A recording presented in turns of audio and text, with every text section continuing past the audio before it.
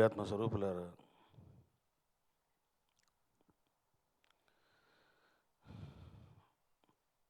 దైవము నిర్ణయించినప్పుడు ఏది జరగాలో అది జరిగే తీరుతుంది. దైవము నిర్ణయించనప్పుడు మానవుడు ఎన్ని ప్రయత్నాలు చేసినా అది జరగనే జరగదు అన్నది కర్మ యొక్క నిగూఢమైనటువంటి రహస్యం. ఏవైతే మనము ఊహించలేదో అవన్నీ కూడా దైవ సంకల్పము అని గ్రహించాలి. ప్రతి కార్తీక మాసములోన మనము 108, 200, 250 శివలింగాలను ప్రతిష్టాపనం చేస్తూ వస్తున్నాం గత 4-5 సంవత్సరాలుగా. మరి ఈ సంవత్సరము అసలు శివలింగ ప్రతిష్ట జరుగుతుందా జరగదా అన్నప్పుడు 99% అందరూ కూడా జరగదు అనుకున్నారు. కానీ నా అంతరాత్మేమో జరుగుతుంది, నువ్వు నీ పనులు చేసుకో అని నాకు ప్రబోధం జరిగింది. అందువల్లనే కరోనా వచ్చినటువంటి తొలి సమయములోన కంప్లీట్ లాక్డౌన్ విధించారు. కేవలం ఒక 10-15 రోజులు మాత్రమే నేను కామ్గా ఉన్నాను. ఎవరైతే మన పీఠంలో సేవలు చేస్తున్నారో, సివిల్ వర్క్స్ చేస్తూ ఉన్నారో వాళ్ళంతా కూడా వాళ్ళ గ్రామాల్లో ఉన్నారు, నాగిరెడ్డిపల్లె ఉన్నారు. అప్పుడు ఒక 15-18 డేస్ తర్వాత అందరిని లోపలికి రమ్మన్నాను. వాళ్ళు ఉండడానికి గృహాలు కేటాయించడం జరిగింది. ఇక మీ పనులు మీరు చేసుకోండి అని చెప్పి కంప్లీట్గా వర్క్ స్టార్ట్ చేయడం జరిగింది. ఈరోజు ఇంత ఘనంగా మంచిగా గ్రానైట్ వేసుకొని టైల్స్ వేసుకొని శోభాయమానంగా మనం చేసాము అని అంటే సుమారుగా 7-8 నెలల నుంచి ఈ వర్క్ జరుగుతూనే ఉన్నది, ఎక్కడ ఆగలేదు కూడా. నేను లాక్డౌన్లోనే వస్తున్నాను, చూస్తున్నాను, చెప్తున్నాను. ఉన్నదే ఒక 6 మంది 7 మంది అంతే. ఆ 7 మందే చూసారా, ఇటుక మీద ఇటుక పెడితే గోడలు తయారవుతుందో అట్లా చేసుకుంటూ వచ్చారు. ఈ రకంగా శివానుగ్రహం వలన ఈ సంవత్సరము పరమ పవిత్రమైనటువంటి శివప్రీతికరమైనటువంటి కార్తీక మాసములోన 108 ఋషి శివలింగాల ప్రతిష్ట, 4 షిరిడి సాయినాథుల విగ్రహ ప్రతిష్ట, పార్వతీ పరమేశ్వరుల ప్రతిష్ట, దత్తాత్రేయ, వీర బ్రహ్మేంద్ర స్వామి, రమణ మహర్షి, నందీశ్వర ప్రతిష్ట, ఇవన్నీ జరగడము పరమాత్మ యొక్క అనుగ్రహ సూచకము, పరమాత్మ అనుగ్రహదాయకము.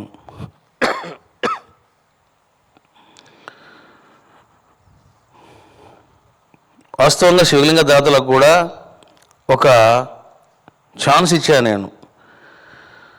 అందరూ కూడా కార్తీక మాసంలో ఇక వద్దు, మేమే మా చేతులతో చేసుకుంటాము అనుకుంటే టైం తీసుకుందాము, నెక్స్ట్ ఇయర్ చేసుకోవచ్చు అన్నాను.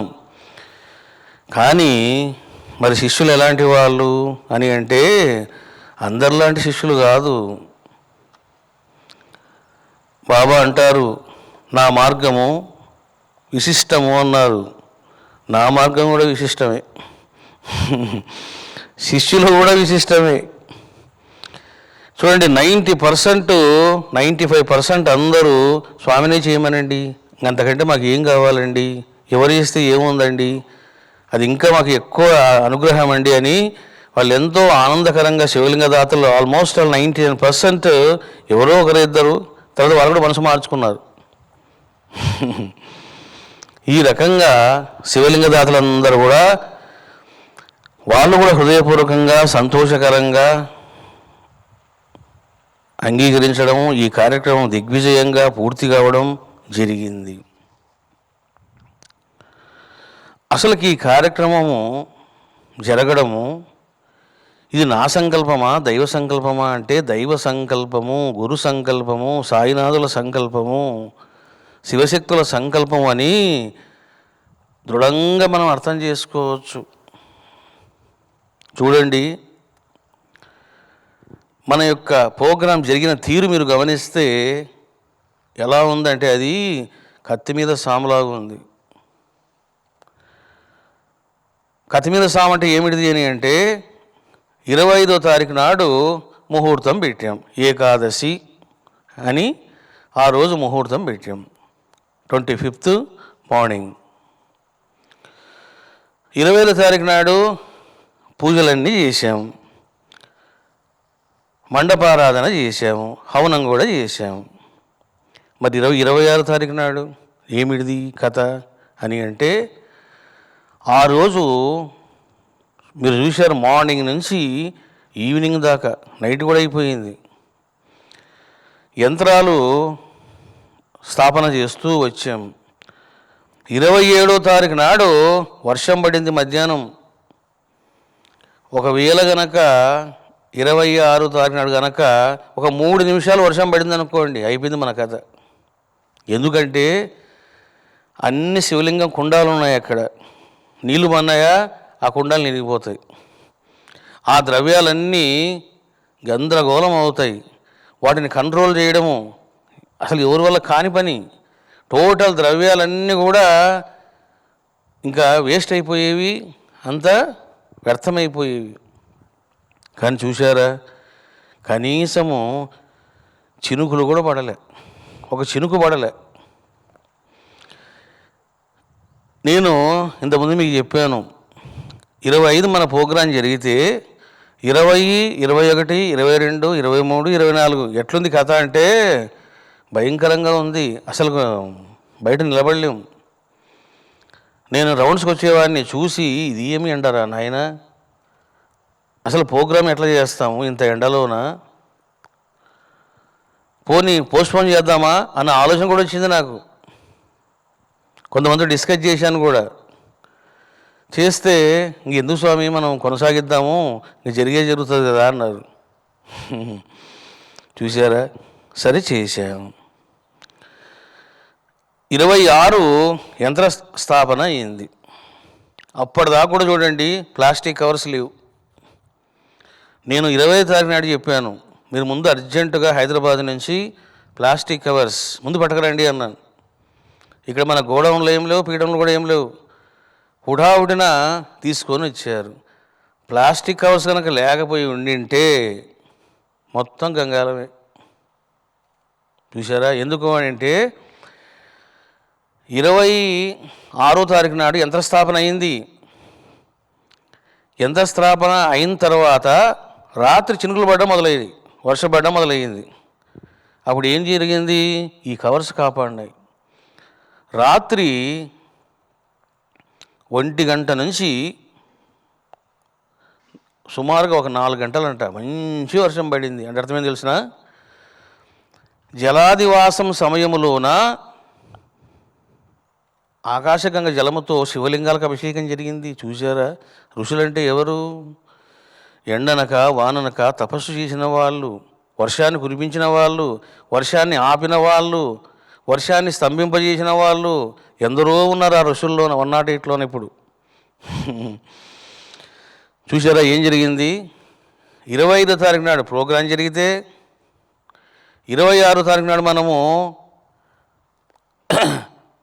అధివాసాలు ఇవన్నీ చేస్తూ వచ్చాం. కరెక్ట్గా అధివాసాల టైంలోన మంచిగా మనకు వర్షం పడింది. ఇక యంత్రస్థాపన అయింది, నిక్షిప్తం చేశాము, వెళ్ళిపోయినాము. ఆ రోజు వర్షం పడింది. అని అర్థం ఏంది, 2 రోజులు మంచిగా ఆకాశ గంగా జలముతో, వరుణ జలముతో అధివాసాలు పూర్తయినాయి. ఇక చూడండి, శివలింగ ప్రతిష్టాపనము పొద్దున చేశాము. అసలుకు 26, 27 ఎంత ఆహ్లాదకరంగా జరిగింది.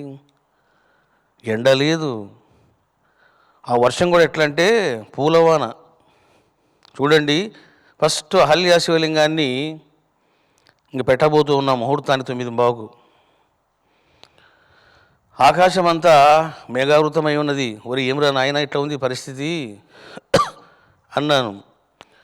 సూర్యుడు కనిపిస్తే బాగుండే, అసలు సూర్యుడే కనపడడం లేదు ఈరోజు అన్నాను. ఆశ్చర్యం చూడండి, నేను డ్రెస్ వేసుకొని బయటకు వచ్చే లోపల సూర్యుడు వచ్చేసాడు ఆకాశంలోకి. అందరూ చూశారు అది కూడా.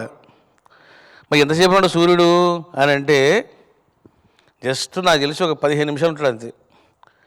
15 నిమిషాల తర్వాత మళ్ళీ సూర్యుడు కనపడలే. మళ్ళీ ఎందుకు వచ్చాడు సూర్యుడు అంటే సూర్యుని యొక్క కూతురు తపతి శివలింగ ప్రతిష్ఠ ఉంది, మరి రాడా? సూర్యుని అల్లుడు సంవరణుడు, సూర్యుని యొక్క బంధువు అజమీడ,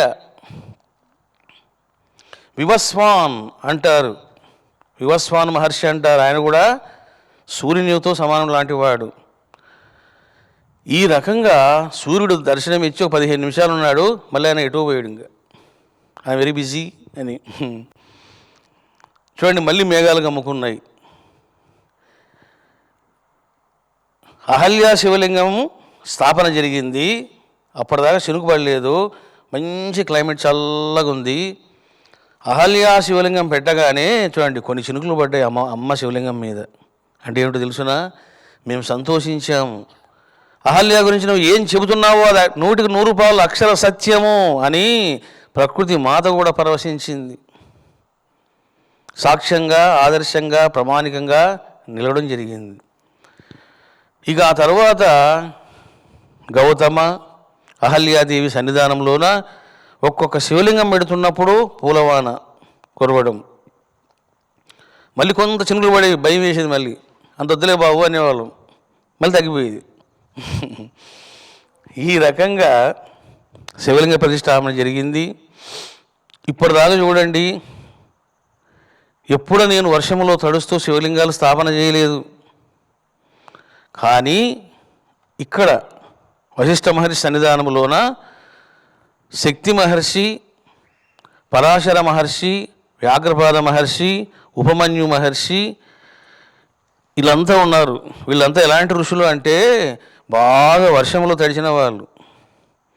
అందువల్ల మేము వర్షంలో తడిస్తే కానీ మాకు ఇంట్రెస్ట్ ఉండదు అని ఆ రోజు మధ్యాహ్నం చూడండి, నేను వచ్చే వరకు వర్షం లేదు. ఆ రోజు నేను వచ్చాను, అదితి శివలింగం మొదలయ్యింది. అదితి ఋషిక అన్నాను, అంతే వర్షం కురిసింది. వాళ్ళంతా అనుకున్నారు, ఒకరి ముఖాలు చూసుకుంటున్నారు, స్వామి వర్షం ఆపుతాడు అనుకున్నారు, వర్షం పడింది అని. చూసారా, ఏమి జరగాలో అది జరిగే తీరుతుంది. ఏం జరిగింది? అదితి శివలింగం, కశ్యప శివలింగం, తర్వాత కద్రువ శివరాగ్ని శివలింగం, వ్యాఘ్రపాద శివలింగం, ఈ శివలింగాలన్నీ కూడా వర్షంలో తడుస్తూ శివలింగ స్థాపన చేయడం జరిగింది. చాలా శ్రేష్టం అది. ఈ రకంగా ఆ రోజు కొన్ని శివలింగాలు స్థాపన చేసి ఇంకా ఆపడం జరిగింది. ఎందుకంటే మళ్ళీ షూటింగ్ వాళ్ళకి ప్రాబ్లం వచ్చిన తర్వాత టెక్నికల్గా కొన్ని ప్రాబ్లమ్స్ వచ్చినాయి. ఇంకా దాంతో ఆ రోజు ప్రోగ్రాం చాలే అన్నాను. ఈ రకంగా శివలింగ ప్రతిష్టాపన చక్కగా జరిగింది. ఇక చూడండి, ప్రాణ ప్రతిష్టాపనం. ప్రాణ ప్రతిష్టాపనం నేను అనుకున్నది ఏంటంటే ఒక 2 అవర్స్లో అయిపోతుందేమో అనుకున్నాను. మీరు చూశారు, 9 గంటల 10 నిమిషాలు ముహూర్తం అయితే కరెక్ట్ 1 గంటకు అయిపోయింది. ఈ రకంగా ప్రాణ ప్రతిష్టాపన కూడా చాలా చక్కగా జరిగింది. ఒక్కొక్క ఋషిని కలశములోకి ఆహ్వానించడం జరిగింది. వశిష్ఠ మహర్షిం ఆవాహయామి, స్థాపయామి, పూజయామి అని మంత్రాలతో సంపుటితం చేస్తూ ఆహ్వానించడం జరిగింది కలశములోకి. వాళ్ళు వచ్చి కూర్చున్నారు అక్కడ. అటువంటి విశిష్టమైనటువంటి ప్రత్యేకమైనటువంటి ఒక్కొక్క కలశముతోటి ఒక్కొక్క ఋషికి కేటాయించి వాళ్ళని ఆహ్వానం పలికి ఏం జరిగింది అని అంటే, ఎవరి కలశముతో ఆ లింగానికి మంత్రజలముతో ప్రాణప్రతిష్ఠాపనం జరిగింది. ఇక రెండవది చూడండి, మీరు చాలా శివలింగ ప్రతిష్టాపనలు చేశారు. అంటే ఇంతకుముందు పురోహితులు బ్రాహ్మణ్స్ వచ్చేవాళ్ళు, వాళ్ళ పద్ధతులు వాళ్ళు ఉండేవి. నేను చేసేవాడిని, నేను పట్టించుకునేవాడిని కాదు. ఎందుకంటే వాళ్ళు చేస్తున్నారు, నేను చేసేవాడిని అంతే. ఏం చేయమంటే చేసేవాడిని. ఎప్పుడైతే ఈ కరోనా వచ్చిందో మరి ప్రతిష్టాపన ఎవరు చేస్తారు? ఏ బ్రాహ్మణ్ణి పిలుస్తాము? ఎవరిని నమ్ముతాము? చూడండి, ఒకసారి ఓ బ్రాహ్మణుడు, బాబు నువ్వు కార్లో కూర్చొని మంత్రాలు చెప్పు, భూమి పూజ కార్యక్రమం గ్రామదేవతల టైంలోను, నువ్వు కారులోనే కూర్చో, మేము సెల్లో వింటాము, పూజ చేస్తాం, గణపతి పూజ అన్నాం. అప్పటిదాకా అసలు నేను పూజల జోలికి పోలే. చూశారా పరమాత్మ ఏం చేశాడు? గ్రామదేవతలు, నాయనా నువ్వు నా బిడ్డవు, నాకు నువ్వే స్వయంగా చేయాల, నువ్వే మంత్రాలు చెప్పాలా, నువ్వే కర్మకాండ చేయాలని చెప్పి ఇంచు టు ఇంచు నాతో చేయించడం జరిగింది. ఆ రోజు జరిగిన సన్నివేశం చెప్తే మీరు ఆశ్చర్యపోతారు. బ్రాహ్మణుడు వచ్చాడు, చిన్నగా వర్షం పడుతూ ఉన్నది, వీళ్ళకేమో సిగ్నల్స్ అందడం లేదు.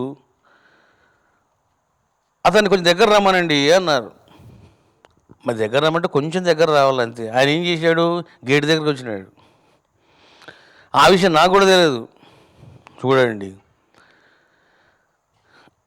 అదే రోజున బలరాం వెళ్ళి ఆయన పక్కన కూడా మాట్లాడుతున్నాడు. నేను తిట్టాను కూడా అతన్ని, నీకు బుద్ధి లేదేమయ్యా నీకు, ఎందుకట్లా నువ్వు పక్కన కూడా మాట్లాడుతున్నావు, ఇంత కష్టపడి నేను ఇలా చేస్తున్నావు, అలా మాట్లాడుతున్నావు ఏంటి, తిట్టాను అతన్ని. ఏం జరిగిందో తెలుసునా? ఒక 6 days తిరగకముందే, 10 days తిరగకముందే ఆ అబ్బాయి కరోనా వచ్చింది. చూసారా? అందుకని గురువులు ఏం చెప్తారో జాగ్రత్తగా వినాలి. ఒక నిప్పు ఇట్లా పాడేస్తే ఏమవుతుంది? అడవంతా కాలిపోతుంది. మనుషుల జీవితం కూడా అంతే. జాగ్రత్తగా ఉండాలా, అప్రమత్తంగా ఉండాలా, చెప్పింది చెప్పినట్లు చేస్తూ ఉండాలి. అప్పుడు ఆయన కూడా అన్నాడు, స్వామి మీరు ఎందుకు నన్ను రావద్దన్నారో, మీరు ఎందుకు భయపడుతున్నారో నేను కూడా నవ్వుకున్నాను, ఈ స్వామి ఏమైనా పిచ్చోడా అని. చాలా బాధపడ్డాడు. ఆ అబ్బాయికి చాలా తీవ్రం కూడా అయింది అది. అప్పుడు నేను ఏం చేయాలో అవన్నీ చేశాను, ఆధ్యాత్మికంగా చేశాను, మెడికల్గా కూడా అబ్బాయికి హెల్ప్ చేయించాను. అప్పుడు అబ్బాయి బయటపడ్డాడు. ఎందుకంటే ఆ అబ్బాయి తల్లి కూడా మంచి భక్తురాలు, ప్రేమికురాలే ఆమె. చూసారా? ఇటువంటి పరిస్థితులలోన అమ్మవార్లు ఆ శిక్షణ ఇవ్వడం ఇవన్నీ చేశారు. ఈరోజు ఋషులు ఎంతగా చేసుకున్నారంటే వాళ్ళు, నేను సహస్ర శివలింగాలు చేశాను. ఏ రోజు కూడా మీరు చూసారా? ఆజ్యము సమర్పిస్తూ ఈ విధంగా గిన్నెలో వేయడం మీరు ఎప్పుడు చూసిండారు? తరువాత శివలింగం మీద మంత్రపూరితమైనటువంటి ఆజ్య తైలమును పోయడం మీరు చూశారు. ఇప్పుడు స్వామి మీద అన్నీ కూడా చూడండి, తుడిస్తే కూడా పోకుండా ఉన్నటువంటి మరకల్లాగా ఉన్నాయి. ఏంటంటే అది ఫుల్ పవర్ఫుల్. అది ఒక 1 week 10 days కల్లా అది పోతుంది. కానీ అట్లా ఉండడం మంచిది. అంటే ఋషులు ఏం చేశారో తెలుసునా? చాలా శక్తివంతంగా వాళ్ళు చేయించుకున్నారు ఈ ప్రతిష్టలు. మామూలుగా చేయించుకోలేదు వాళ్ళు. అంటే శాస్త్రీయంగా చేయడం జరిగింది. మరి ఎట్లా చేశాము అని అంటే, ఇంకెప్పుడైతే నేనే చేయాలి అనుకున్నానో ఇంకా నా కథ ఎలా ఉంటుందంటే బాటమ్ టు టాప్ వెళ్తాను నేను. అట్లా వెళ్ళినప్పుడు దాని జోలికి కూడా పోను. హాఫ్ నాలెడ్జ్తో ఏది చేయను నేను. చాలా ప్రతిష్ట బుక్స్, డిఫరెంట్ సాంప్రదాయాలు అన్నీ చదివి వెరీ వెరీ పవర్ఫుల్ మంత్రాలు ఏది ప్రామాణికము, ఏది శ్రేష్టమని నిర్ధారణ చేసుకొని అప్పుడు ఆ మంత్రాలను తీసుకొని ఋషిలింగాల స్థాపన జరిగింది. అంటే ఋషిలింగాల స్థాపనలోన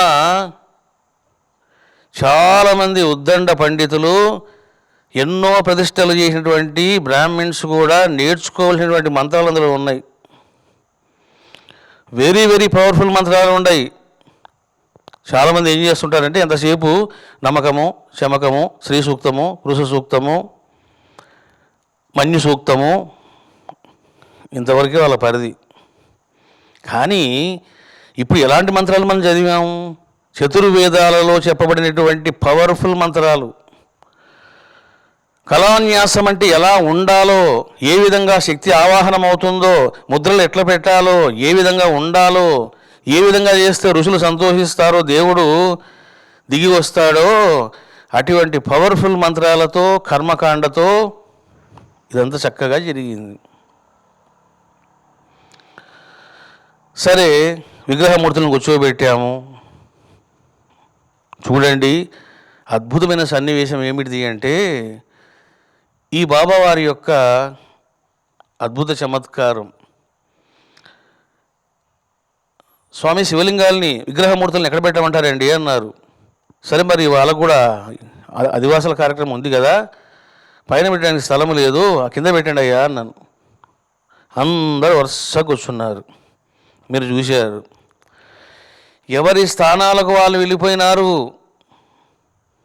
ఈ బాబా మాత్రము వెళ్ళిపోలేదు. చూడండి, అక్కడే కూర్చున్నాడు. మరి ఎందుకు కూర్చున్నాడు?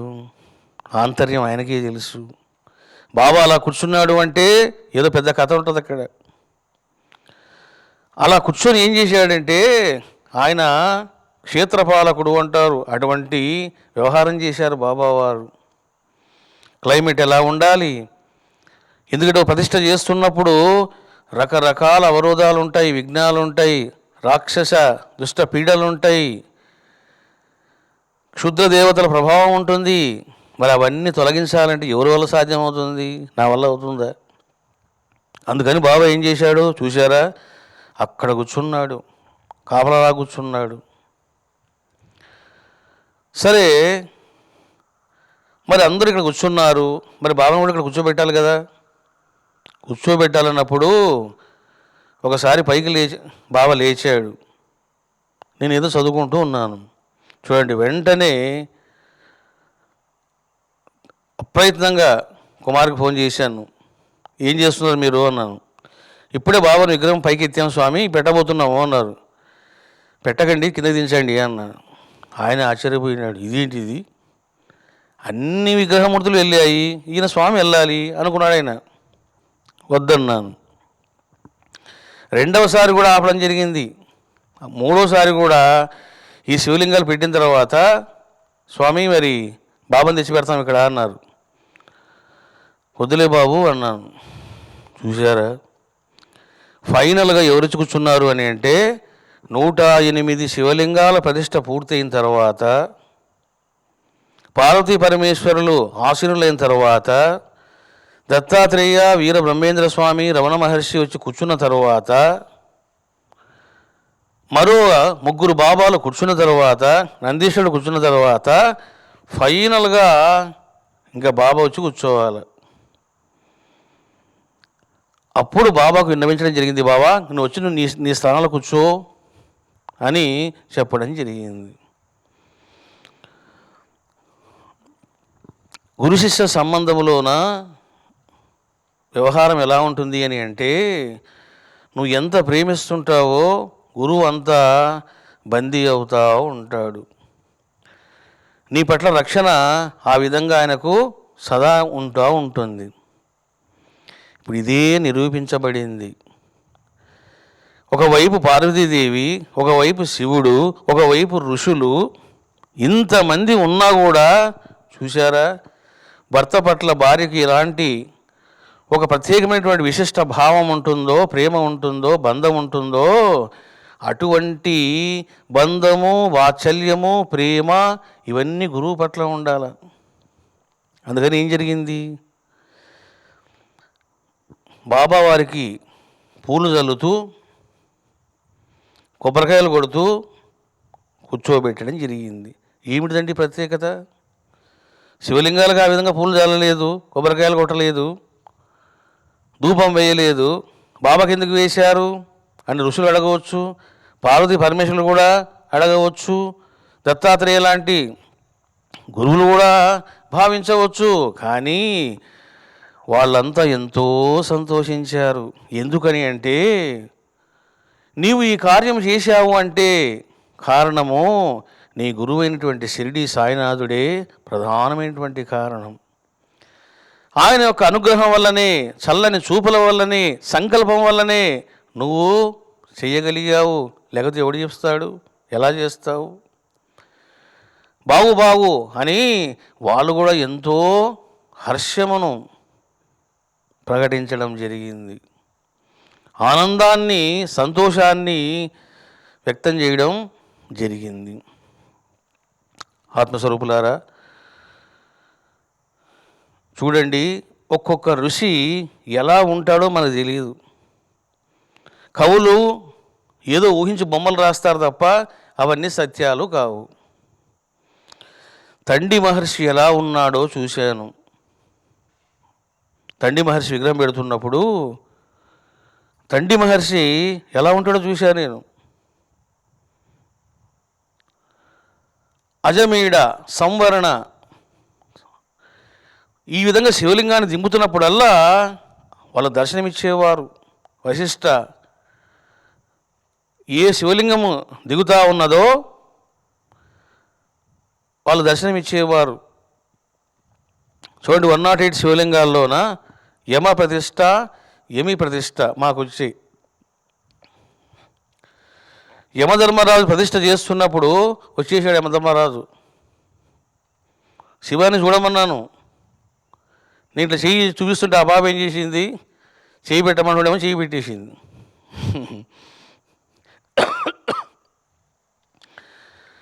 యమధర్మరాజుని ఎప్పుడు చూస్తారంటే చచ్చిపోయే ముందు చూస్తారు.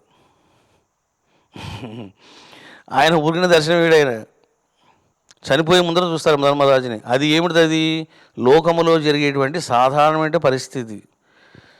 యమధర్మరాజును ఇంకోలా కూడా చూడవచ్చు. ఏ విధంగా అని అంటే ధ్యానము ద్వారా, ఉపాసన ద్వారా నువ్వు చూడవచ్చు. మరి ఈ రెండు జరగలేదు. ఎలా చూశాను అని అంటే ఆయన దర్శనమిచ్చాడు, నేను చాలా సంతోషించాను అని చెప్పేసి యమధర్మరాజు కూడా సంతోషపడ్డాడు. చూశారా, 108 శివలింగంలోన యమ ప్రతిష్ఠ జరిగింది, యమి ప్రతిష్ఠ జరిగింది. యమి అంటే గొప్ప యోగిని, ఆమె ఋషిక, ఆమె ప్రతిష్ఠ కూడా జరిగింది. వీళ్ళ యొక్క సోదరుడు వైవస్వత మనువు. ఇప్పుడు ఏ మనువు మనలో ఉన్నామో, కాలంలో ఉన్నామో, ఆ వైవస్వత మనువు యొక్క ప్రతిష్ఠ జరిగింది. వీళ్ళందరికీ తండ్రి అయినటువంటి వివస్వాన్ మహర్షి యొక్క ప్రతిష్ఠ కూడా జరిగింది. ఈ రకంగా ఏ మహర్షిని స్థాపించబోతూ ఉన్నానో ఆ విధంగా ఋషుల దర్శనం అయ్యింది. చూశారా, నమ్మితే సొమ్ము, నమ్మలేదా దొమ్ము. ఏమిటోనండి లింగాలు ఏమిటండి, ఎన్ని పెడతారండి బాబు అనుకుంటారు. ఇది ఏదో కమర్షియల్ యాక్టివిటీ అనుకుంటారు. కమర్షియల్ యాక్టివిటీ అయితే ఈ విధంగా ఋషులు దర్శనం ఇవ్వరు, రాక్షసులు దర్శనం ఇస్తారు. ప్రకృతి సహకరించదు, విఘ్నాలు కలిగిస్తుంది. ఎవరైతే పవిత్రమైన సంకల్పముతో, పరిశుద్ధమైన బుద్ధితో చేస్తారో శివకార్యము, శివలింగాల ప్రతిష్టలు, వాళ్ళకు ప్రకృతి సహకరిస్తుంది. ఎవడైతే స్వార్థముతో, డబ్బుల వాంఛతో, ప్రాపంచికంగా ఆలోచిస్తూ బుద్ధిభావంతో కనుక చేశాడా ప్రకృతి శాపమే కూర్చుంటుంది వాడికి. నేను అందుకే మీకు చెప్పాను, ఎవడు శివలింగ దాత కాలేడు, ఎవరు శివలింగ ప్రతిష్ఠ చేయలేడు. శివుడు అనుగ్రహించాలి, శివ సంకల్పం ఉండాలి, అమ్మ అనుగ్రహం ఉండాలి, అప్పుడు కానీ వాడు చేయలేడు.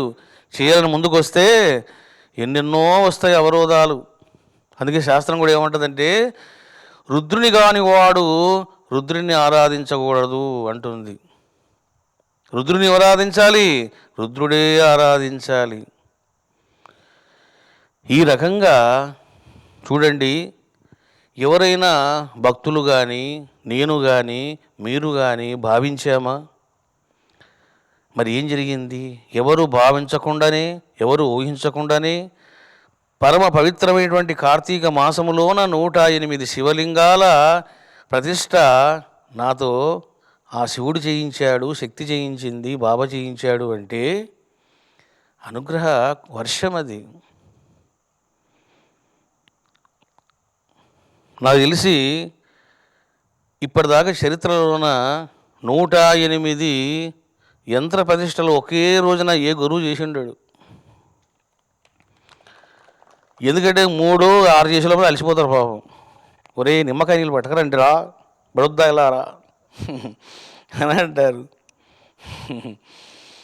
అటువంటిది 108 యంత్ర ప్రతిష్టలు చేశాం మనం ఒకే రోజున. గిన్నిస్ బుక్ రికార్డ్స్ మనం పట్టించుకోలేదు, కానీ గ్యారెంటీ గిన్నిస్ బుక్ ఎక్కేది. మనకు ఆ బుక్లు ఎందుకు? అవన్నీ గూట్లో పెట్టుకోవడానికి పనికి వస్తాయి. మనకు అవన్నీ ఆ మోహము, ఆ భ్రాంతి మనకు అవసరం లేదు. ఈ రకంగా శివలింగాల, ఋషిలింగాల ప్రతిష్ట జరిగింది. చూడండి, త్రయోదశి నాడు, చతుర్దశి నాడు ఈ రెండు కూడా శివునికి ఎంతో ప్రీతికరం. ఏకాదశి తర్వాత త్రయోదశి, చతుర్దశి ఈ రోజుల్లోనే చూడండి చక్కగా త్రయోదశి చతుర్దశిలోని 2 రోజుల్లో ఎన్నో శివలింగ ప్రతిష్టలు బాగా ఎక్కువ జరిగాయి. ఇక చూడండి సాంగ్స్. వాస్తవంగా మనకు దీనికి ముందు అమ్మవారి కార్యక్రమం అయిపోయింది, విజయదశమి కార్యక్రమం అయిపోయింది. ఒకరోజు ధ్యానంలో కూర్చున్నాను, సాంగ్స్ పాడాలి అన్నటువంటి ప్రేరణ కలిగించారు. అందువలన సాంగ్స్ రాశాను. ఎన్ని రాయించారు చూడండి, 6 కీర్తనలు రాయించారు. ఎంత సమయం పట్టింది? చాలా స్వల్ప సమయమే. సరే రాశాము, ట్యూన్ చేశాము, అంతా బాగానే ఉంది. మరి పాడేది ఏంటి అంటే చూసారా, శబ్ద విద్య అని అంటారు. బాణ విద్యలో శబ్ద విద్య అంటారు. అంటే శబ్దాన్ని బట్టి బాణం వేయాల. ఆ విద్య అర్జునుడికి బాగా తెలుసు. అందుకని ఎక్కడ శబ్దం వస్తుందో ఆ శబ్దానికి బాణం వెళ్ళిపోవాలి. ఎంత ఛాలెంజింగ్ విషయం అంటే, నేను ట్యూన్ చేసినాను, ఇప్పుడు దాన్ని శృతిబద్ధం చేయాలి, లయబద్ధం చేయాలి. చూసారా, శృతి అంటే ఏమిటిది? ఇప్పుడు 4 పెట్టరా బాబు అంటుంటా నేను, అంటే నువ్వు 4లోనే పాడాలి.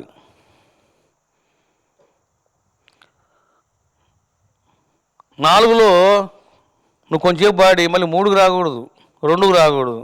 దాన్ని శృతి అంటారు. రిథమ్ అంటారు, ఇంగ్లీష్లో లయ అంటారు. లయ అంటే ఓ పాట పడుతున్నప్పుడు దానికి ఒక లయ ఉంటుంది. ఆ లయలో వెళ్తూ ఉండాలి, ఆ శృతిలో వెళ్తూ ఉండాలి. శృతి లయలు అంటారు ఒక పాటకు. మరి శృతి ఎక్కడుంది, లయ ఎక్కడుంది? చూడండి ఏం చేశాను, సెల్ ఫోన్లోన నేను పాడి పంపించాను, సౌండ్ వాళ్ళకు పంపించాను. వాళ్ళు చూసుకున్నారు. వాళ్ళు నా ట్యూనింగు, రిథమ్ అన్నీ చూసుకొని మ్యూజిక్ అంతా కంపోజ్ చేశారు. అంతవరకు బాగానే ఉంది. అది ఎవరేం చేస్తారు కంపోజింగ్ అవన్నీ, ఎందుకంటే ట్యూనింగ్ ఉంది, రిథమ్ ఉంది. రిథమ్ చెప్పేవాడిని, ఆ రిథమ్ కూడా మళ్ళీ నేను డిసైడ్ చేయాలి. చూడండయ్యా చూడండమ్మా ఋషిలింగాల ప్రతిష్టాపనం.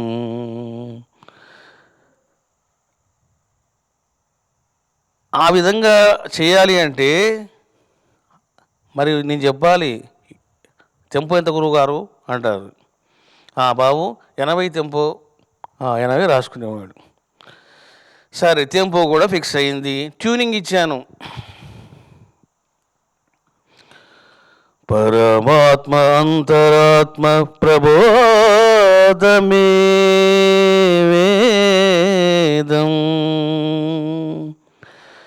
పరమశివుని ధ్యానోపదేశం వేదం. ఇక లైన్ నడుస్తూ ఉంటుంది. ఫస్ట్ లైన్ పాడినప్పుడు, సెకండ్ లైన్ పాడినప్పుడు అది వెళ్తూ ఉంటుందన్నమాట లయ. సరే వాళ్ళు లయలో చేశారు, నాకు పంపించారు. ఇప్పుడు తమాషా ఏంటి తెలిసిన, అది విని నేను పాడాలి. ఎంత కష్టమో చూడండి. వాళ్ళు పంపిస్తారు, తారరారరారరారరా అంటే అది ఆపు చేసి బ్యాలెన్స్ చేసుకోవాలి మైండ్ని. పరమాత్మ అంతరాత్మ ప్రబోధమే వేదం. ఏ చిన్నది పోయిందా మొత్తం పోతుంది అది. ఇప్పుడు మీరు వింటున్నారు కదా పాటలు, సుమారుగా ఒక 6-7 పోయినాయి. ఇంకా నాకు టైం లేక మరి ఏం చేస్తాను, పెట్టండి రా బాబు అన్నాం. ఇప్పుడు నేను పాడిన పాటల్లోన టోటల్ 6 సాంగ్స్లోన ఒక 6-7 తప్పులు ఉంటాయి. అంటే ఆ రిధము సెట్ కాలేదంటే అక్కడ 6-7 తప్ప అన్నీ సెట్ అయినాయి చూడండి. వందే మాత్రం శ్రీనివాస్ గారు వాళ్ళ స్టూడియోలోన ఆ పాట రికార్డు 2 ట్రాక్ చేస్తూ ఉన్నారు. స్వామివారు ఎలా పాడారండి ఈ పాట అన్నారండి. ఆయన సెల్ ఫోన్లో జస్ట్ మనం పంపిస్తే విని పాడుతున్నారంటే ఆయన బిత్తరపోయినాడంటే. ఎంత కష్టమో ఏమి కథ, ఎలా పాడమని ఎట్లా సాధ్యం అది అన్నాడట ఆయన. చూశారా, ఆ రకంగా శివుడు, బాబా, అమ్మ మీ అందరికీ 6 పాటలు వినేటువంటి అవకాశాన్ని ఇవ్వడం జరిగింది. ఈ రకంగా కార్యక్రమం చాలా చక్కగా జరిగింది. చూడండి, కొడుకు అమెరికాలో ఉంటే తండ్రి ఇండియాలో ఉన్నప్పుడు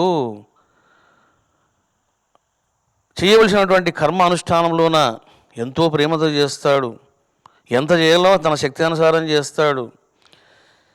శివలింగ దాతలు డబ్బులు కట్టి కూడా వాళ్ళు రాలేకపోయారని, ఇక్కడ చేసుకోలేకపోయారని, సరే కర్మ అట్లా ఉందని, సంకల్పం అలా ఉందని, టైం అట్లా ఉందని, మరి నేనేం చేశాను? ఎక్కడ కాంప్రమైజ్ కాలేదు. ఎక్కడ సంకల్పం చెప్పాలో అక్కడ సంకల్పం చెప్పాను. అబ్బా ఇంక 40 ఉండే చాలే అని స్పీడు చెప్పలేదు.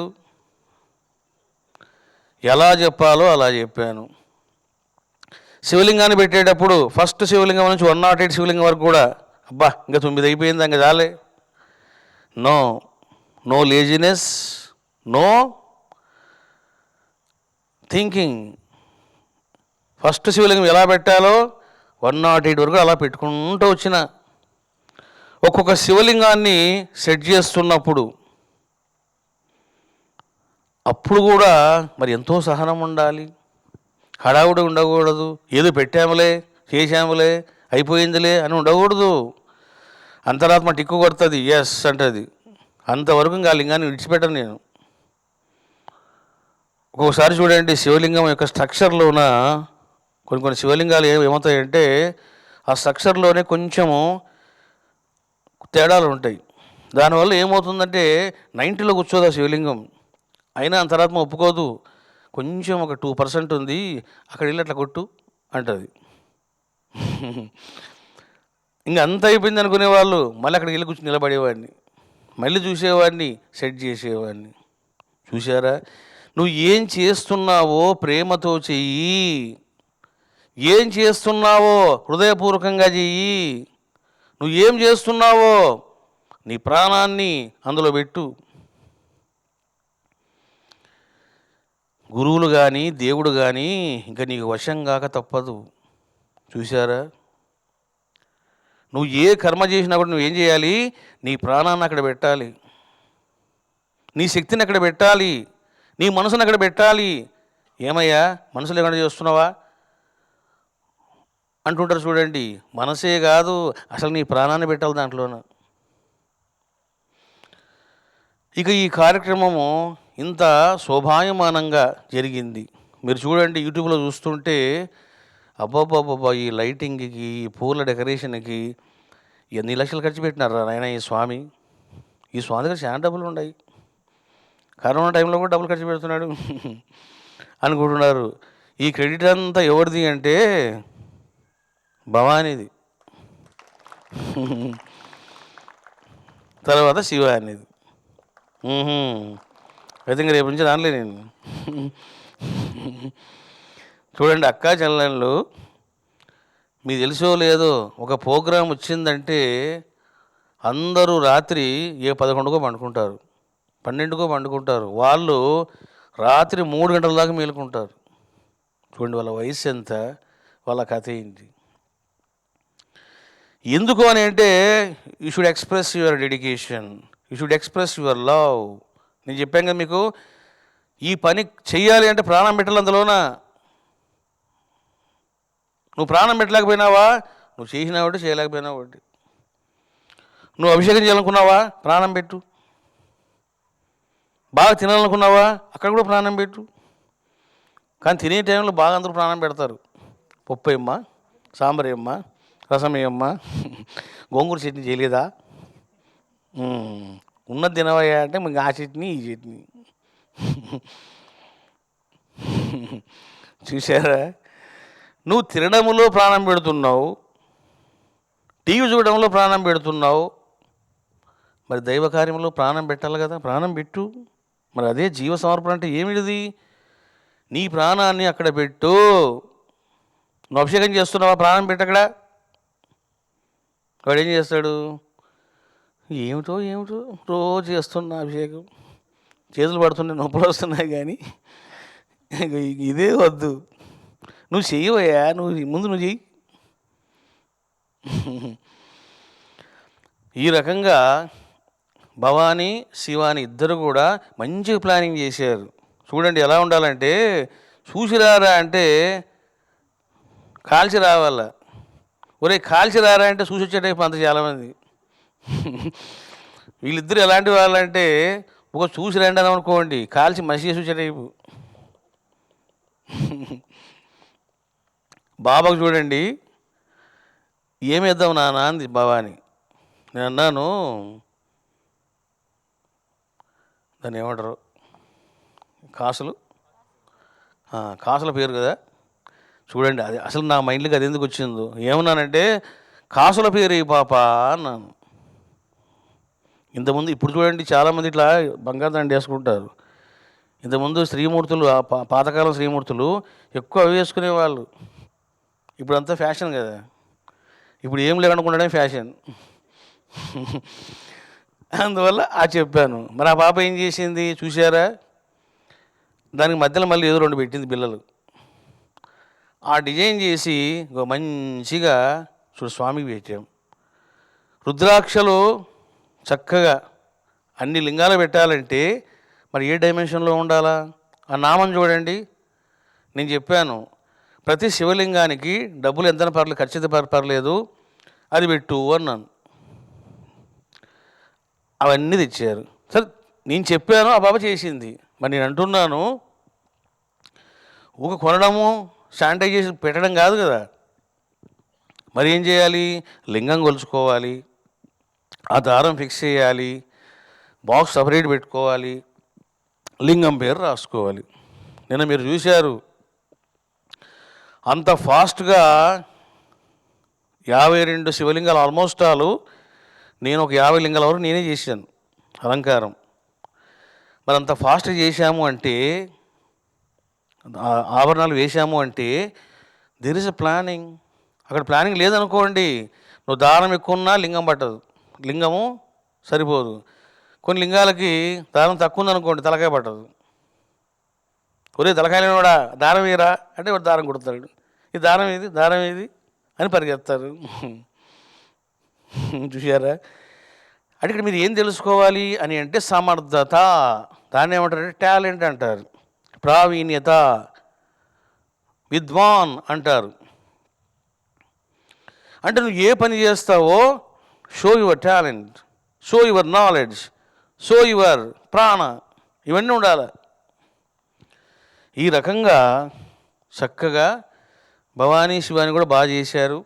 ఎందుకంటే చూడండి, నిన్న రాత్రి చూశాను నేను కూడా ఈ అలంకారాలు. అసలు నాకే అనిపించింది ఎంత ఖర్చు పెట్టామబ్బా అని.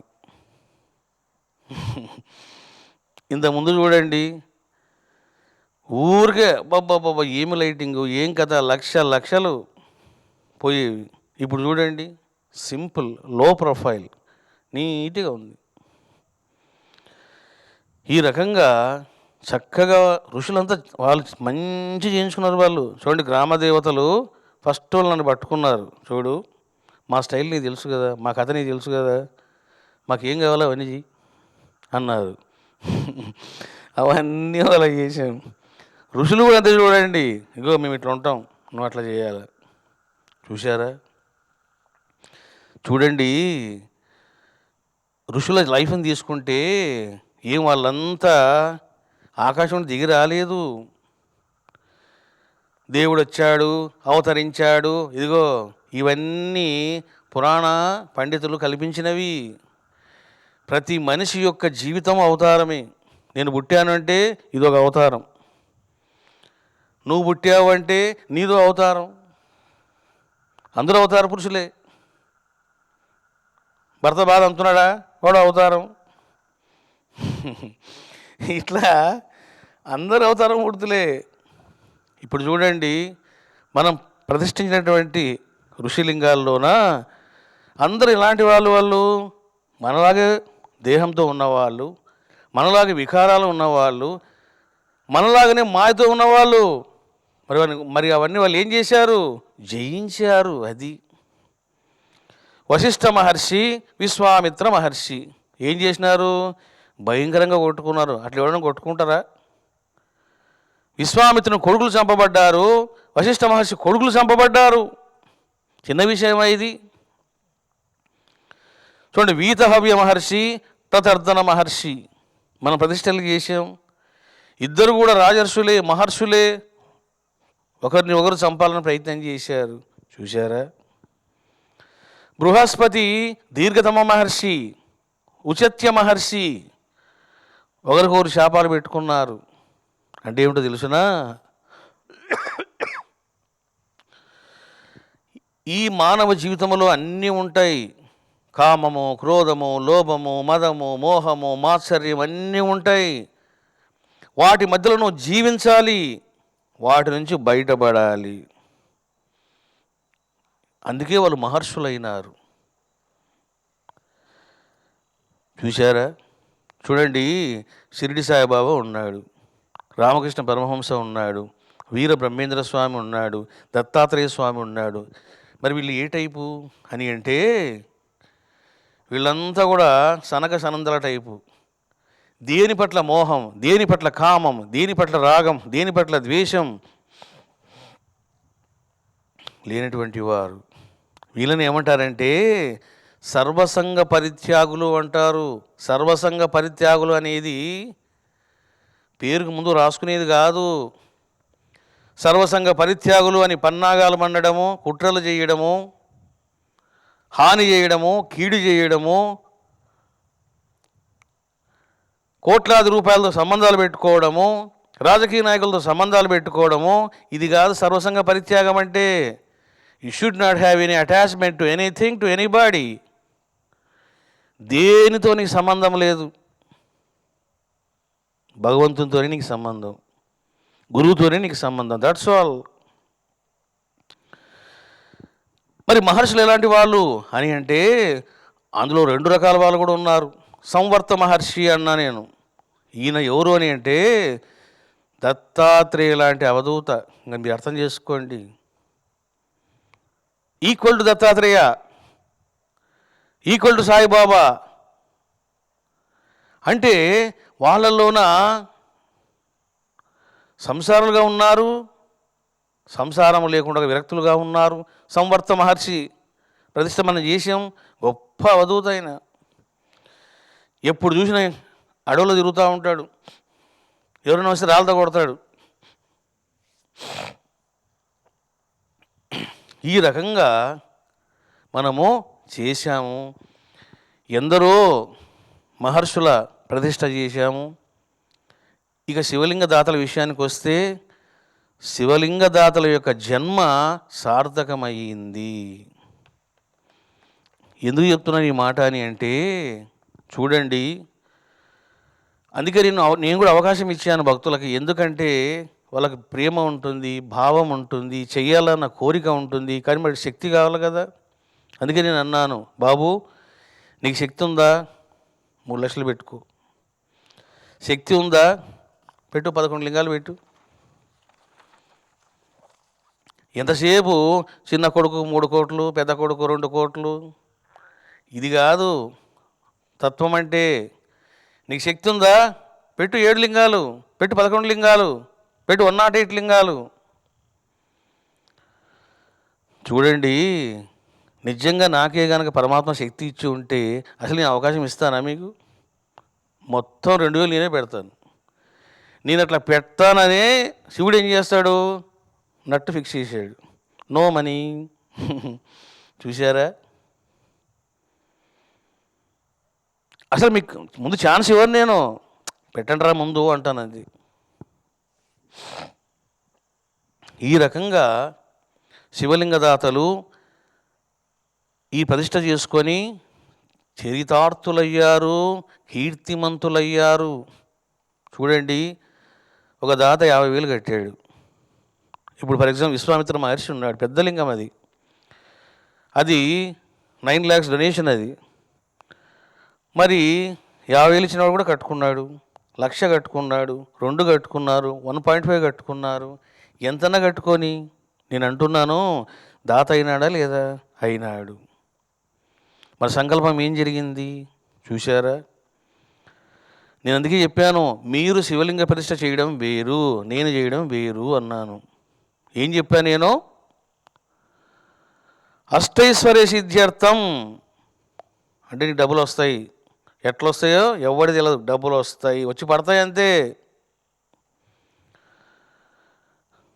నెంబర్ 2, మోక్ష సిద్ధ్యర్థం, భోగ యోగ మోక్ష సిద్ధ్యర్థం అన్నాను. నీకు భోగాలు కూడా వస్తాయి, నువ్వు బాగా ఎంజాయ్ చేస్తావు. ఇంకా నీకు డబ్బులు బాగా వచ్చినాయి అనుకో, అప్పుడు ఏం చేయాలి నువ్వు? ఇంకా లింగాలు పెంచుకోవాలి. ఈ రకంగా శివలింగదాతలు చరితార్థులైనారు. వాళ్ళు ఎంతో సంతోషాన్ని పొందడం జరిగింది. ఎక్కడ కూడా లోపం జరగకుండా వాళ్ళ పేరు మీద సంకల్పం చేయడం, యంత్రం పెట్టేటప్పుడు, తర్వాత స్టార్టింగ్లోన విగ్రహం పెట్టేటప్పుడు, ప్రాణప్రతిష్ఠ సమయంలోనూ మొత్తం కూడా సిస్టమాటిక్గా 100% సక్సెస్ఫుల్గా అపురూపంగా జరిగింది. ఈ రకంగా ఆత్మస్వరూపులారా కార్యక్రమం చక్కగా జరిగింది. శివలింగదాతలు ఎవరైతే ఈ 108 ఋషిలింగాల కార్యక్రమంలో పాల్గొన్నారో టోటల్గా కొన్ని సాంగ్స్ పెట్టి మీకు ఒక వీడియో తయారు చేస్తున్నారు. అది ఇంకా రికార్డ్ అవుతుంది అనమాట, భద్రపరచబడుతుంది, ఫ్యూచర్లోనూ కూడా భద్రపరచబడుతుంది. కాబట్టి టోటల్గా అవన్నీ వస్తాయి. అవన్నీ కూడా మంచిగా చేస్తున్నారు. కొంచెం టైం తీసుకొని మీకు మ్యాక్సిమం ఒక 3-4 రోజులు మీకు అవన్నీ వచ్చేస్తాయి. చూసుకోండి, హ్యాపీగా ఉంటుంది. ఇక్కడ ఋషిలింగ దాతలు అంటే ఇంకా విగ్రహదాతలు కూడా వస్తారు. మళ్ళీ వీరబ్రహ్మేంద్ర స్వామి దాతలు చెప్పలేదు, వాట్ ఇస్ దిస్ అని అనక్కర్లే. ఇక్కడ ఋషిలింగ దాతలు అంటే తాత్పర్యం ఏంటి అంటే అన్ని విగ్రహాలు, విగ్రహమూర్తులు, ఋషిలింగాలు అన్నీ ఈ రకంగా చక్కగా చేసుకున్నారు బాబు. భగవంతుని దయ వలన, గురువు అనుగ్రహం వలన కార్యక్రమం చాలా చక్కగా జరిగింది, అపురూపంగా జరిగింది, ఆహ్లాదకరంగా జరిగింది. ముఖ్యంగా చూడండి, అసలు ఎండ అనేది లేకుండా చేశాడు. చూడండి, 25, 26, 27, 28, 29 ఈ 5 రోజులు కూడా అసలకు ఇంకా ఎండ లేదు, ఏమీ లేదు, చాలా ఆహ్లాదకరంగా జరిగింది. మీకు రోజు గురించి చెప్పాను నేను, అసలు హిమాలయాస్లో ఉన్నట్లుందిరా బాబు అన్నాను.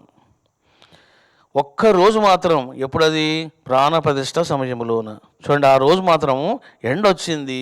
ఆ ఎండ ఎట్లుందంటే హాయిగా ఉంది, అంటే హార్ష్గా లేదు. అంటే ఇబ్బంది పెట్టే విధంగా లేదు.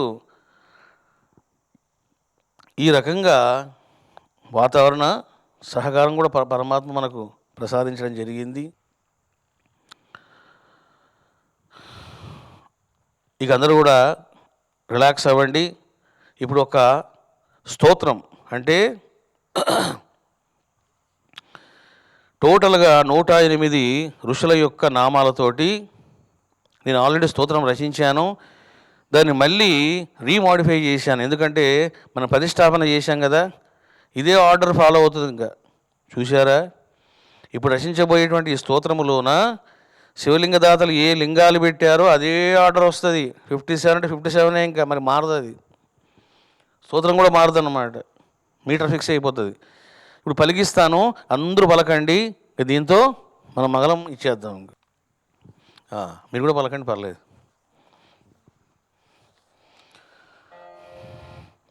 4 బిట్ బాబు.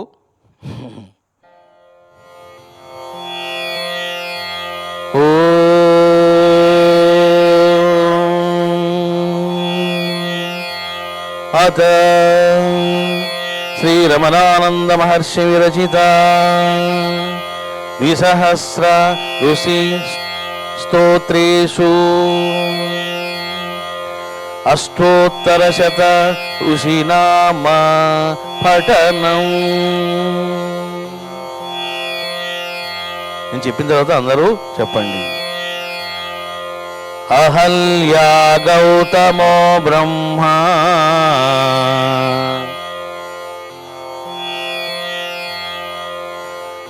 అగ్నిమునీశ్వరో వాయు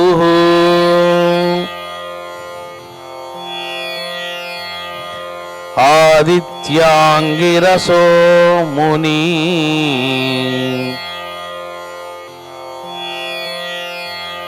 అథర్వణాది యోగినః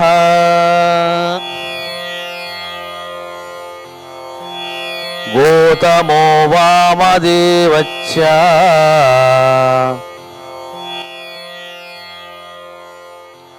దీర్ఘతమః బృహస్పతిః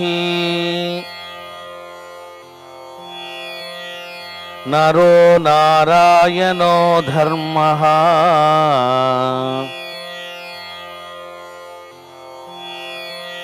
ఉతత్యాది మహర్షయః.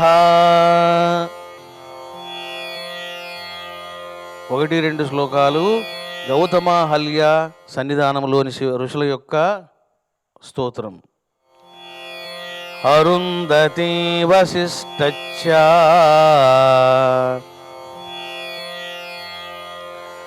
శక్తి ఋషి పరాశరః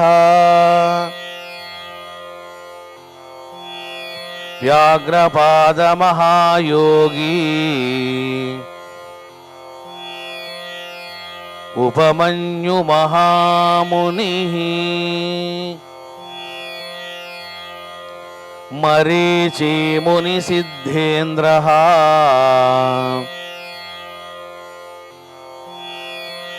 అదితిః కశ్యపో మునిః కద్రువా సర్పరాజ్ఞీ చ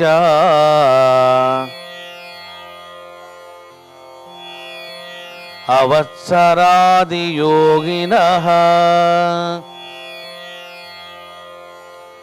లోపాముద్రా తపస్విని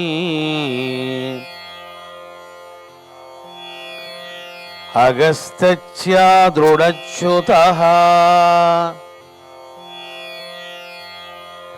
ఆయుమునిః యయాతి చ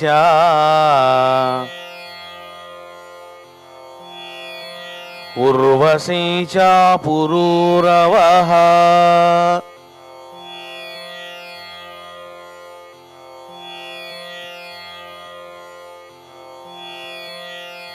మార్కండేయః మరుద్వతి మృకండః కుత్సముద్గలౌ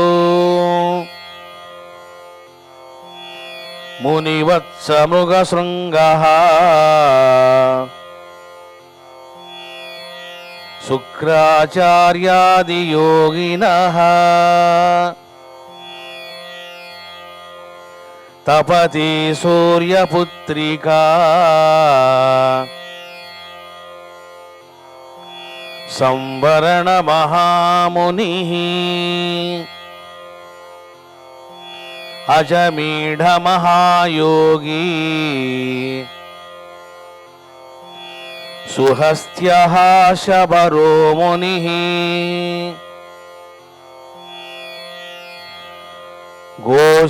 ఘోషాకాక్షీవతి ద్రష్ట్రీ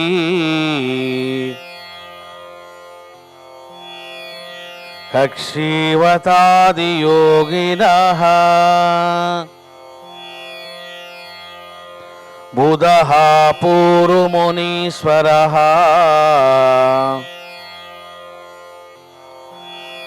విశ్వాయుః నహుషో మునిః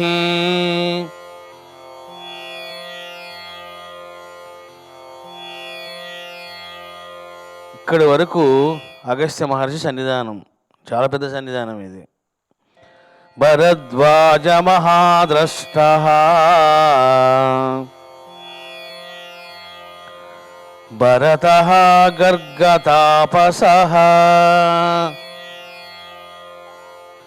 సుహోత్రః మన్యుయోగీశః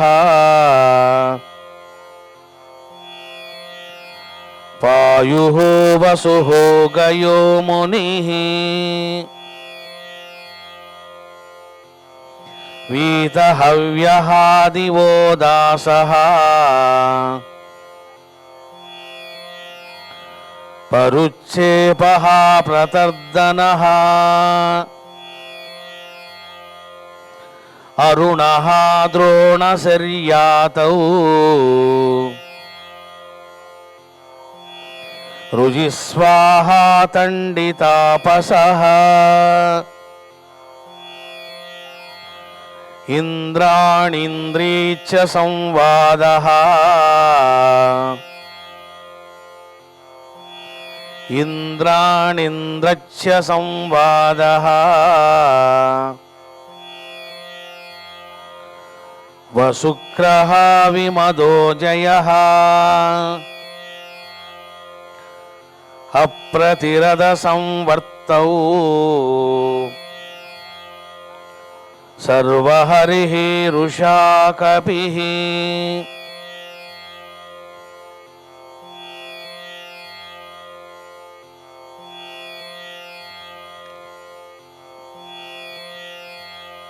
విశ్వామిత్రః సునశ్శేఫః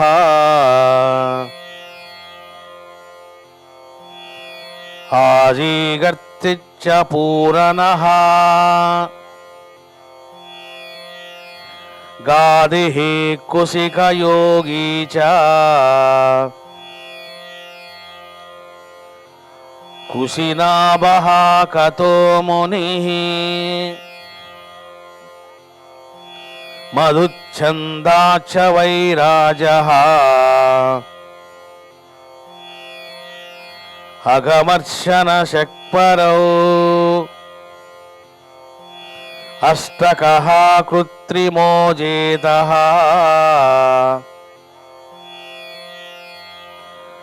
వృషభః రేణుతాపసః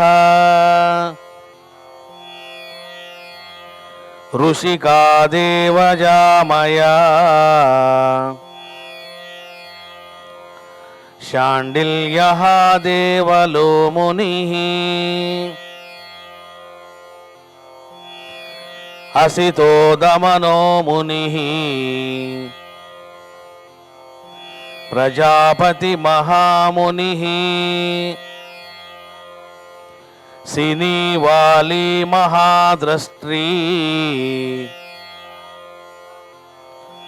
వైవస్వత మహామునిః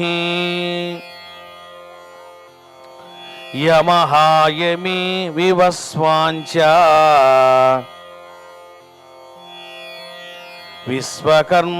విశ్వకర్మాదియోగినః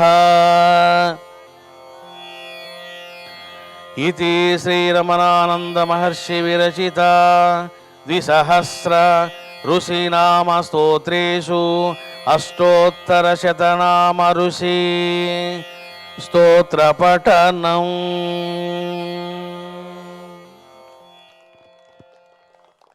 ఆత్మస్వరూపులారా, రెండవ రోజు మహర్షులను అభిషేకాలతో ఉపాసించాము, స్తోత్రముతో అర్చించాము. ఈ విధంగా చక్కగా రెండో రోజు కార్యక్రమం పూర్తయింది. వాళ్ళ గొప్పతనం ఏమిటో కూడా చెప్పడం జరిగింది. ఈ రకంగా కార్యక్రమం చక్కగా జరిగింది బాబు. ఇక మంగళహారతి ఇచ్చి వెళ్ళిపోదాం. అందరూ చెప్పండి ఓ.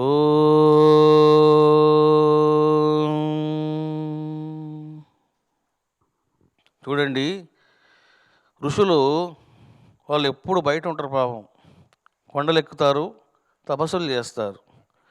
ఋషులు కూడా చూడండి, మాకు స్లాబులు వద్దు, సన్నిధానాలు వద్దని చెప్పి వాళ్ళు హాయిగా చూడండి ఓపెన్లో ఉన్నారు. ఋషులు ఒప్పుకోరట్లా లోపల ఉండడం.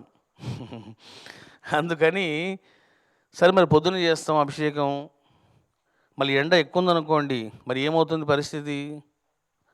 ఇబ్బంది కలుగుతుంది. కాబట్టి ప్రతి శివలింగానికి, ఋషిలింగానికి వాటర్ పడే విధంగా ఫౌంటైన్ సిస్టమ్ ఏర్పాటు చేయడం జరిగింది.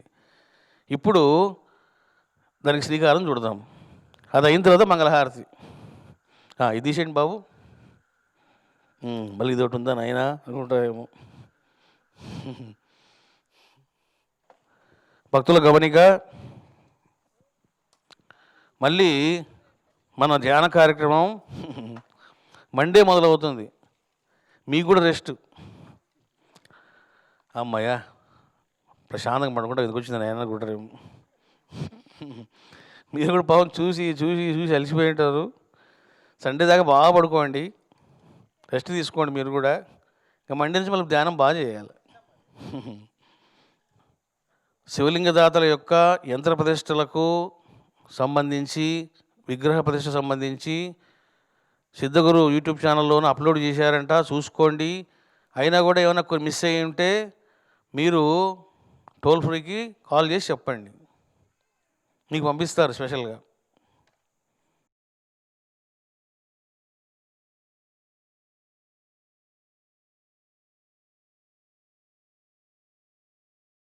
ఓం నమ శివాయ. సాంగ్ పెట్టండి.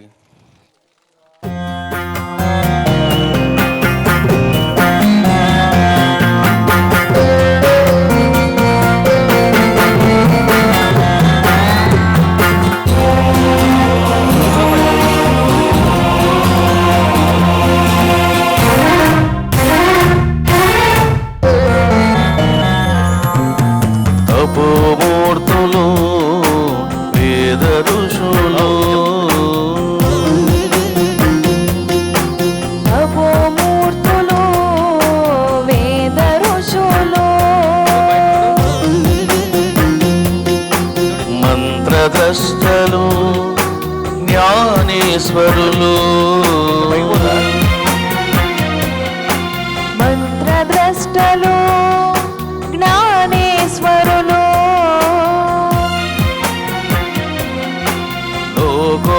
లోకోపకారకులు మోక్షదాయకులు, లోకోపకారకులు మోక్షదాయకులు,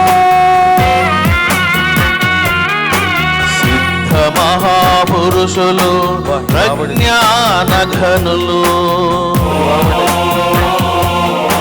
సిద్ధ మహాపురుషులు ప్రజ్ఞానఘనులు, ఋషిలింగాల ప్రతిష్టాపనం, ఋషిలింగాల ప్రతిష్టాపనం, సిద్ధగురు శ్రీరమణానంద మహర్షి కరకమలములచే ప్రతిష్టాపనం, సిద్ధగురు శ్రీరమణానంద మహర్షి కరకమలములచే ప్రతిష్టాపనం,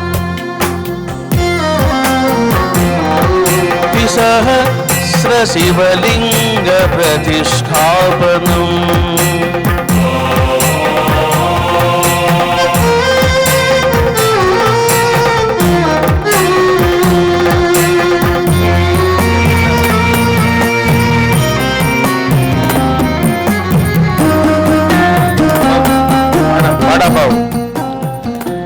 ఈరోజు జస్ట్ స్టార్ట్ చేశాము, ఇంకా టెక్నికల్ కొన్ని విషయాలు ఉన్నాయి, అవన్నీ ఒక 1 వీక్లో యాక్టివేషన్ అయిపోతాయి. అప్పుడు కరెక్ట్ శిరస్సు మీద పడుతుంది.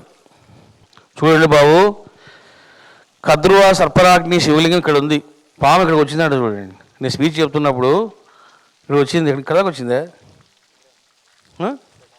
ఎక్కడుంది పాము? ఇక్కడికి వచ్చిందే. చూడండి, ఇంకా నేను నా దగ్గర రాలే. మంగళహారతి ధూమం ఏంటి బాబు?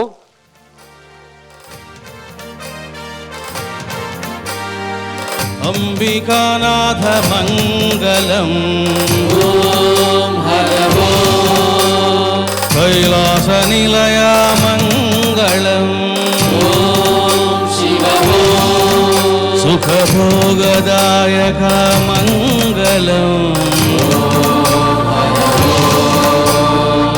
సర్వశుభదాయక మంగళం,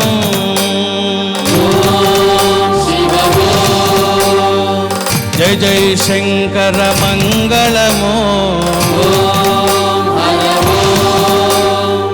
జయ జయ శంకర శుభమంగళం.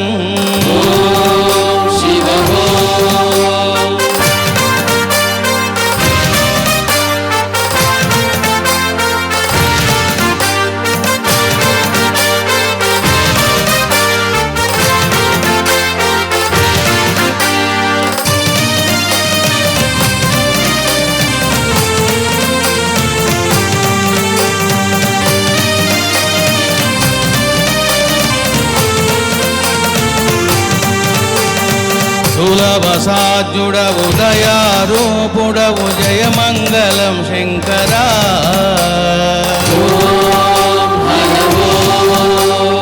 సర్వశుభంకర అరిష్టనాశక శుభమంగళం శంకరా, మహదేవా దేవదేవా మహామంగళం,